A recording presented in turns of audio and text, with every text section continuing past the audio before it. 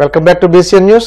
వ్యాపార రంగానికి ముఖ్యంగా 5 లక్షణాలు ఉండాలని, ప్రణాళిక, సమయపాలన, ఖచ్చితం, కఠినత్వం, దర్జా, తెగింపు, ఆలోచన విధానం ఖచ్చితంగా ఉండాలని BNI Bhimavaram table president Avinash Dasari, secretary కోట్ల వెంకటేష్, వైస్ ప్రెసిడెంట్ ఫణి భాస్కర్ అన్నారు. పశ్చిమ గోదావరి జిల్లా భీమవరం జేపీ రోడ్ ఆనంద ఇంట్లోని అదుర్స్ బ్లాంకెట్ హాల్లో మంగళవారం బిఎన్ఐ సమావేశం నిర్వహించారు. ఈ సందర్భంగా వారు మాట్లాడుతూ, ఒక పని చేసే ముందు వాటిని ఇంకా బాగా చేయగలిగే ఆలోచనలు, సృజనాత్మకత ఉండాలని, చేసే ప్రతి పనిలో విలువలు కల్పించాలన్నారు. Shri Gautami nursing home surgeon doctor Kompel Gopinath, lead visitor host Krishnaprasad Dasari, Tatavarthi Badari Narayana మాట్లాడుతూ, సేవ వేరు, వ్యాపారం వేరని, వేటికి ఇవ్వాల్సిన విలువ వాటికి ఇవ్వాలన్నారు. నిరంతర కృషి ఎన్నో విజయాలకు నాంది పలుకుతుందని, సాధించడానికి కష్టపడి పనిచేసే తత్వం ముఖ్యమన్నారు. బిఎన్ఐ ఒక లీడర్షిప్ అని, బిఎన్ఐలోని సభ్యులు ఈ సమావేశాలు దోహదపడతాయన్నారు. ప్రపంచంలోనే అత్యంత విజయవంతమైన నిర్మాణాత్మక నెట్వర్కింగ్ సంస్థ బిఎన్ఐ అని, ప్రపంచవ్యాప్తంగా 2,80,000 కంటే ఎక్కువ మంది సభ్యులున్నారన్నారు. గుడ్ మార్నింగ్ అండి అందరికీ. బిఎన్ఐ అనేది ఒక వరల్డ్ లార్జెస్ట్ నెట్వర్కింగ్ ఆర్గనైజేషన్ అండి. అరౌండ్ 79 కంట్రీస్లో ఉంది. అండ్ ఇండియాలో వచ్చి 126 కంట్రీస్లో 126 సిటీస్లో ఉంది. అరౌండ్ భీమవరంలో మనం స్టార్ట్ చేసి 3 years అయిందండి. వెస్ట్ గోదావరిలో 60 crores బిజినెస్ చేసాం మెంబర్స్ అందరూ కలిపి. ఎక్స్క్లూజివ్ కేటగిరీస్ ఉంటాయండి ఇక్కడ. దీంట్లో ఒక పర్సన్ ఒక బిజినెస్ కేటగిరీ ఒకళ్ళే రిప్రజెంట్ చేస్తారు. దాని ఒక బిఎన్ఐ ఒక గొప్పతనం ఉండదు. థ్యాంక్ యూ అండి. ఆకాంక్షలు నాకు బాగా గుర్తండి. 2022లో అప్పుడు 29వ తారీఖు నవంబర్ 29 ఆ రోజు బిఎన్ఐ చాప్టర్ని లాంచ్ చేసాము. ఇప్పటికి 3 సంవత్సరాలు అవుతుంది. ఫౌండర్ ప్రెసిడెంట్గా నేను లాంచ్ చేయడం చాలా హ్యాపీ ఫీల్ అవుతున్నాను నేను. అలాగే బిఎన్ఐ అంటే బిజినెస్ నెట్వర్క్ ఇంటర్నేషనల్ అని, ఇది ఒక బిఎన్ఐ బిజినెస్ ఫ్యామిలీ అండి. ప్రతి మంగళవారం మేము మార్నింగ్ 7:30కి ఇక్కడికి వచ్చి కాఫీ తాగుతూ ఇంచుమించు ఒక 50 మంది డిఫరెంట్ కేటగిరీస్ ఉన్న బిజినెస్ ప్రమోట్ చేసుకుంటూ ఉంటాం. బిఎన్ఐ అంటే ఒక మొత్తం ఇక్కడ లోకల్గా చిన్న ఇప్పుడు మన B class centre, C class centre మనలాంటి టౌన్స్కి చాలా బాగా ఉపయోగపడుతుంది. అందరూ మొత్తం అన్ని కేటగిరీస్ ఫర్నిచర్ వాళ్ళు అందరూ కూడా అండర్ వన్ రూఫ్ తీసుకొచ్చి ఒకరి బిజినెస్ ఒకరు ప్రమోట్ చేసుకోవటం చాలా బాగుంటుంది. ఆల్రెడీ నేను ఇంచుమించు ఒక బిఎన్ఐ చాప్టర్కి 3 crores బిజినెస్ ఇచ్చాను. నాకు ఇంచుమించు 1 crore బిజినెస్ వచ్చిందండి. I'm happy to the part of this BNI organisation. నా పేరు ఓలేటి లక్ష్మణరావు. ఈ బిఎన్ఐ అనేది బిజినెస్ నెట్వర్క్ ఇంటర్నేషనల్. నా డెఫినేషన్ అయితే Bhimavaram to national, national to international. ఇది మనకి భీమవరంలోనే నెట్వర్కింగ్ కాకుండా నేషనల్ లెవెల్లో, ఇంటర్నేషనల్ లెవెల్లో కూడా మనకి ఎటువంటి ఏ సమస్య వచ్చినా, ఎటువంటి బిజినెస్గా మనకి ఎటువంటి అవసరాలు వచ్చినా కూడా ఈ నెట్వర్కింగ్ చేసుకోవడానికి ఈజీగా ఉంటుంది. తిరుచానూరు శ్రీ పద్మావతి అమ్మవారి కార్తీక బ్రహ్మోత్సవాలు అంగరంగ వైభవంగా జరుగుతున్నాయి. ఉత్సవాల్లో భాగంగా అమ్మవారికి స్నపన తిరుమంజనం వైభవంగా జరిగింది. ఆలయంలోని శ్రీ కృష్ణస్వామి ముఖమండపంలో ఫలపుష్పాలతో రూపొందించిన మండపంలో పంచరాత్ర ఆగమశాస్త్రబద్ధంగా ఈ వేడుక నిర్వహించారు. శ్రీ పద్మావతి అమ్మవారి ఉత్సవమూర్తులకు పాలు, పెరుగు, తేనె, పసుపు, చందనాలతో అభిషేకం చేశారు. ఈ కార్యక్రమంలో టీటీడీ ఆలయ డిప్యూటీ ఈవో హరీంద్రనాథ్, ఇతర అధికారులు, భక్తులు పాల్గొన్నారు.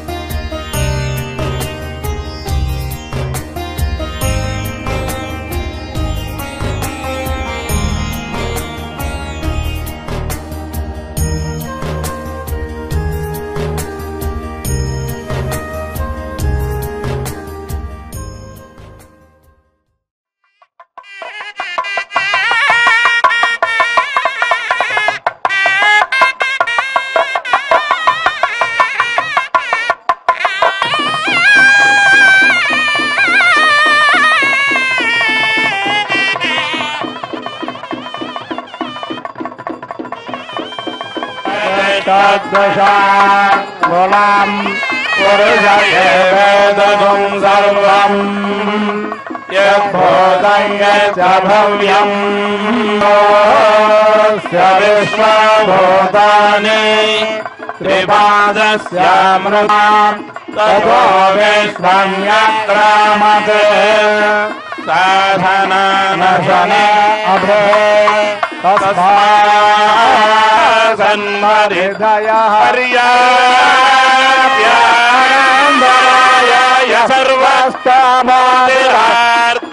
तमः भवति सर्वस्याप्त्यै सर्वसिद्ध्यै सर्वमेव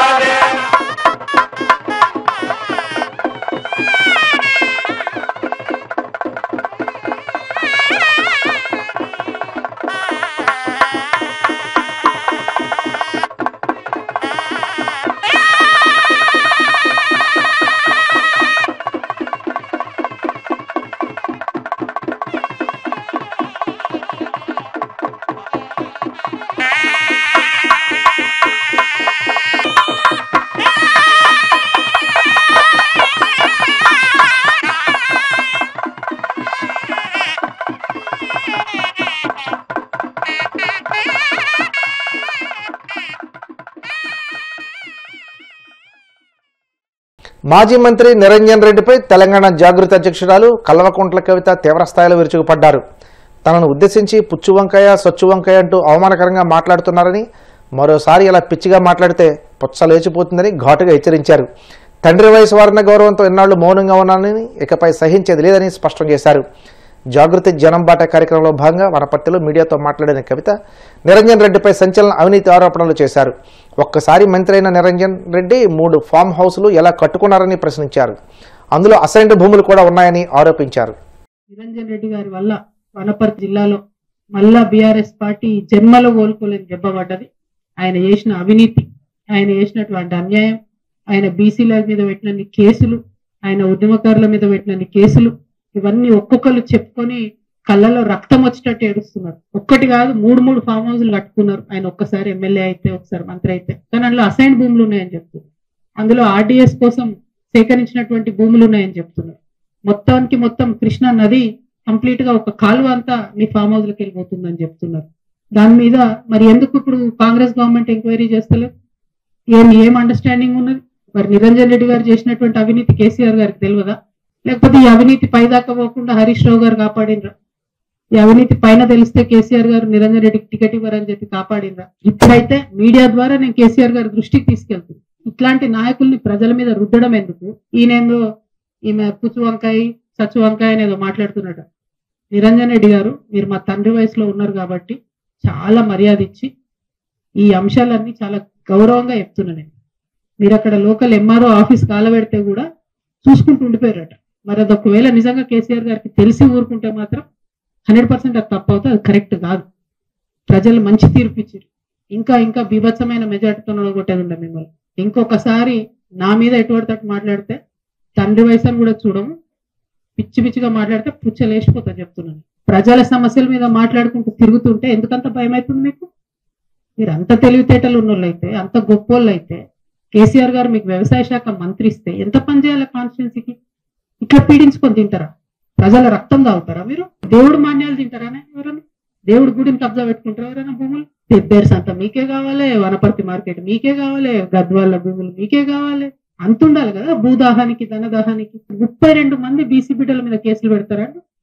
ఒక్కసారి కాదు 2 సార్లు జైలుకు పంపించారు ఒక్కొక్కరిని. అయితే ఏమన్నా రాచరికమా? ఊరేస్తారా ఎందుగా? నెక్స్ట్ ఈయన హరీష్ రావు గారు మంత్రిగా మనిషి కాబట్టి ఏమి చర్యలు ఈయన మీద కాంగ్రెస్ ప్రభుత్వం తీసుకుంటుందని నేను బలంగా నమ్ముతున్నాను. ఒక్క విషయంలో ఎంక్వైరీ చేసిరా?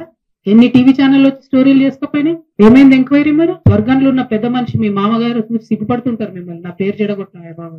మీరు మీ మనుషులు పెట్టి మీరు మాట్లాడి ఎటువంటి ఎందుకు మాట్లాడాలి నా మీద? నేను ఒక ఆడబిడ్డగా నన్ను ఒక పార్టీ నుండి ఒక మాట అడగకుండా నన్ను సస్పెండ్ చేస్తే నా పని నేను చేసుకుంటూ ప్రజల కష్టాలు తెలుసుకోవడానికి పోతున్నా. ఈ రిటార్ట్ మీరు ఇష్టం వచ్చినట్టు మాట్లాడితే బాగుండదు. నేను చెప్తున్నా, ఒళ్ళు దగ్గర పెట్టుకొని చేసిన అలిగేషన్ కి జవాబు ఇవ్వండి. అంతేగాని విమర్శ చేస్తాం, పర్సనల్ గా మాట్లాడతాం, ఆడపిల్ల కదా ఏమంటదిలే అనుకుంటున్నాం. ఈ వనపర్తిలో మాత్రం నిరంజన్ రెడ్డి గారు ఉంటే ఈ నాయకత్వంలో బీఆర్ఎస్ పార్టీ ఇక్కడ బతికి బట్టగట్టే క్వశ్చనే లేదు. ఉద్యమకారులు ఏడుస్తున్నారు, ఆ పార్టీలో ఉండలేక మింగలేక కక్కలేక చచ్చిపోతున్నారు. ఇట్లాంటి వాళ్ళని మాత్రం ప్రజల మీద రుద్దడం. వార్తలు ముగించే ముందు ముఖ్యాంశాలు మరోసారి.